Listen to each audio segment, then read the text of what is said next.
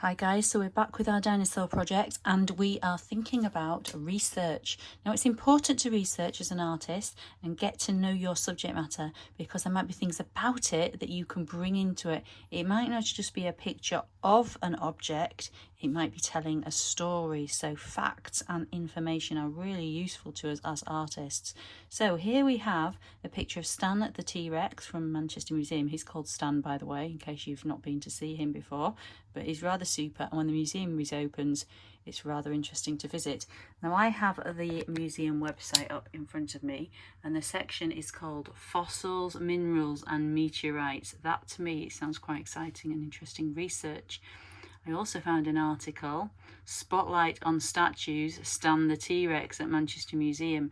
Now both of those sound like good places to develop your Stan fact file. Just going to clip the camera back in position and we'll move on to the next sheet.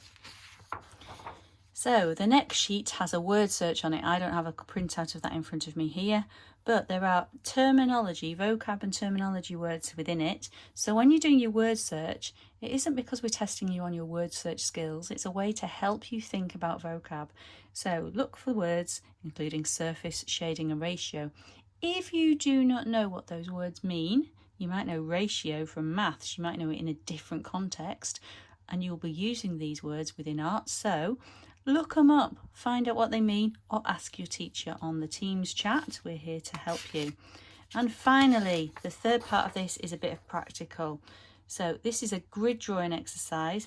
Now the skull would probably be displayed this way around. This is the way we would normally look at it, but for the purposes of the drawing and the demonstration, I'll keep it this way. So what we're doing is we are using a grid drawing technique here, and we're looking for points of intersection. So if I say that point is, if I draw from this line to there, just over halfway, it's about here. This point is about there. So I'm just jotting points onto there. Now, if I draw a line, a connector line across there, that does not represent what happens. So again, I'm looking at the angle. I can put my pencil on it like we did in the previous exercise, just to help me get the right angle. And then it comes up and it comes across like this. I'm not too worried at the moment about the minor details. I'm getting the overall shape down. How far in is that across there? Now you can do lots of things. Some people get a ruler out. To be honest, I don't. I use a scrap of paper if I just need to take a measurement. See, I just made a little marker on a scrap of paper. Do the same down here, similar kind of thing. So I'm not going to make a marker there. I'm just going to use that as a guide. Now again, is it a straight connector line? No, it kind of comes down and round.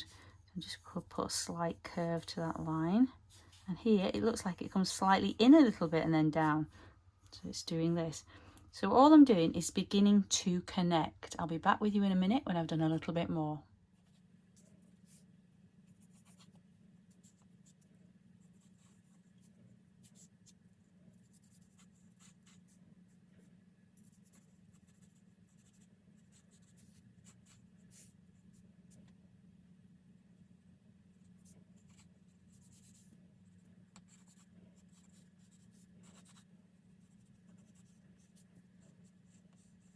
So as you will see now, we've got a bit of a shape here which is corresponding. You can start now adding in some of the details. So I'm only focusing one bit at a time. I'm not resolving one square. I'm just looking at the shapes. Now I quite like this. I'm a kind of maths logic kind of thinker, and this appeals to me. Some of you might find it a bit more tricky, but it is logic as opposed to a kind of free drawing. You're actually using a sort of system to help you work things out. At the moment, I'll say my drawing is scratchy. It's not clean lines. This has got hard edges, but this is working out. So I'm kind of doing quite loose marks and underdrawing, feeling my way, trying to find out where these different shapes are. Now, when I get a bit further with the shape construction, what I might do then is I might decide to go in and firm up the line. So from here, watch what I'm going to do. Pressing a bit harder. I'm drawing that line and then it comes down here. I'm not putting any shading in at the moment. I'm doing this in stages. It's got a little bump coming in there. Now along this line it kind of comes down a bit and it bumps out a bit more, bumps out again as it coming up. It might not be the most accurate line in the world, but it's confident. So you see what I'm doing? I'm starting to draw a nice, neat version into it. Later I can add shading, but at the moment, just first construct the image and then start adding in, when you've done that, the darkest areas first, the midtones, and if you leave the lightest areas the white of the paper, you'll create a dramatic tonal contrast. Give it a go and we'll see where we get to today.